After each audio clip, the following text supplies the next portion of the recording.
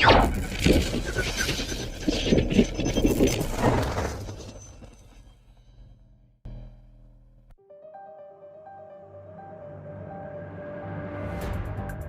we're going to debate the next 3 weeks, I'm told, gay marriage, a flag amendment, and God only knows what else. I can't believe the American people can't see through this. We already have a law, the Defense of Marriage Act, where we've all voted, not where I voted and others said, look, marriage is between a man and a woman, and states must respect that. Marriage is between a man and a woman, and states must respect that. All right. Let's talk about the Defense of Marriage Act, which was signed by former President Bill Clinton into law.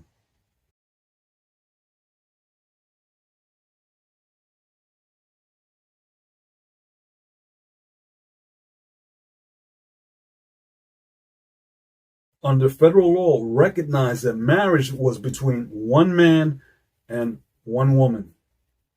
That same-sex marriage would not have the same provisions, same protections as a man and a woman.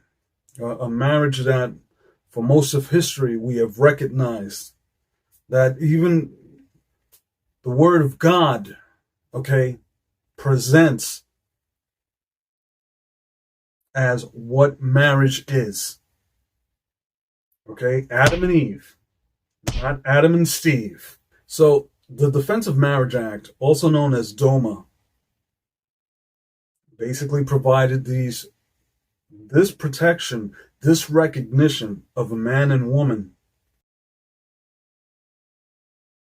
As of this month, something called the Respect for Marriage Act of 2022 has repealed that. It now affirms and recognizes same-sex marriage and interracial marriages. And I'll get to the interracial marriage here in a second.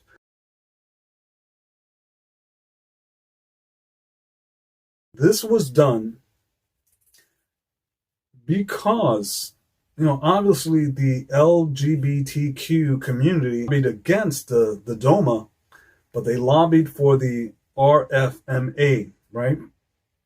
And they did this because they basically wanted the Social Security survivors benefits, protection against bankruptcy with their partner, and most importantly, they wanted to be able to file joint taxes. Show me the money! But those things, to me personally, don't define a marriage. These benefits. To me, the act of marriage is the consummation between a man and a woman, right? Not because of benefits, not for protections, these legal protections so that people can get survivor benefits. It's not that. For me, it basically glorifies the Creator, God.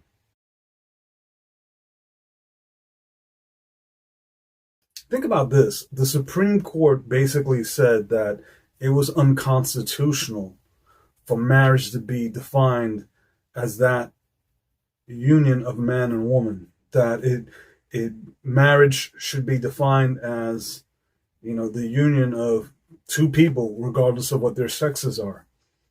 But that's not the way I feel.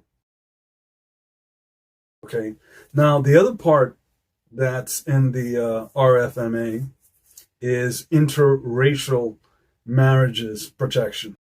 Back in the 60s, when interracial marriage was looked upon as something that should be illegal, and it was at a point, but that ideology, that governance, right, was repealed.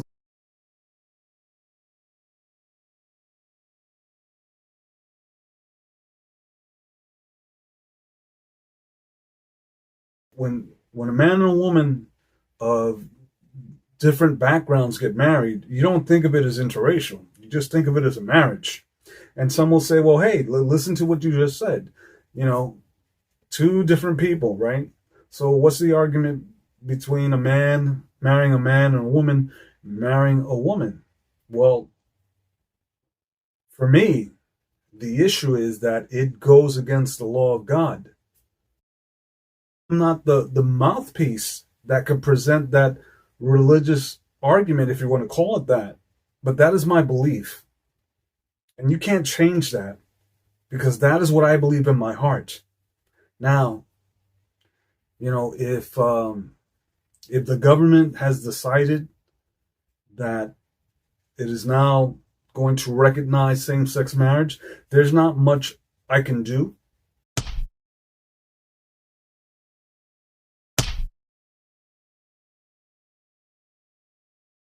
If I run a business, like for example, wedding cakes, right? We know that story. If someone who has a bakery and is a Christian and has a firm belief that marriage is between a man and a woman, and someone comes in and they say, hey, they want a same-sex wedding cake, that person should not be obliged, not by federal law, not by law, by anything. Okay, it should be up to him, because that is his business. So they shouldn't be forced into,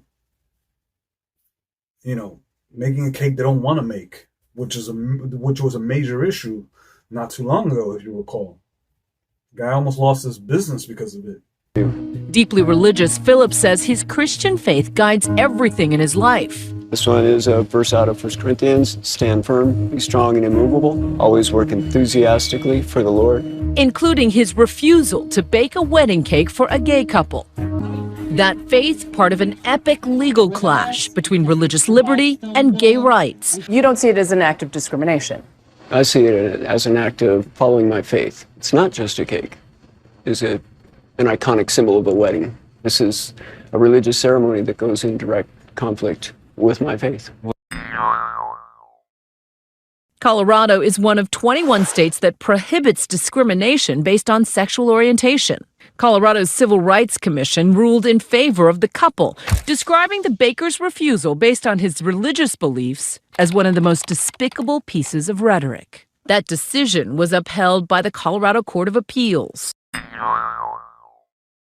Today's ruling, a narrow victory for religious rights advocates. At least 4 justices affirming gay rights, but ruling in favor of the baker because, ironically, they say it was he who faced anti-religious bias, calling out the Colorado Commission's language as disrespectful and hostile towards his sincere religious beliefs. So, this is being force-fed a recognition that goes against our religious beliefs.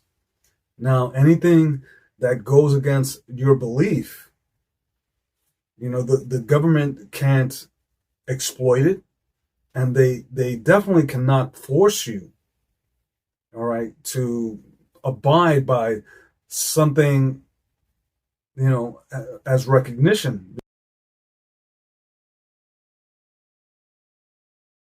There's going to come a time when Christians will be persecuted publicly, that laws will be made that will remove your religious freedom, that what you believe in will actually land you in jail. And I can see a lot of people laughing about this, but it's a fact. I don't believe that union is as legitimate as one that our Creator God made possible.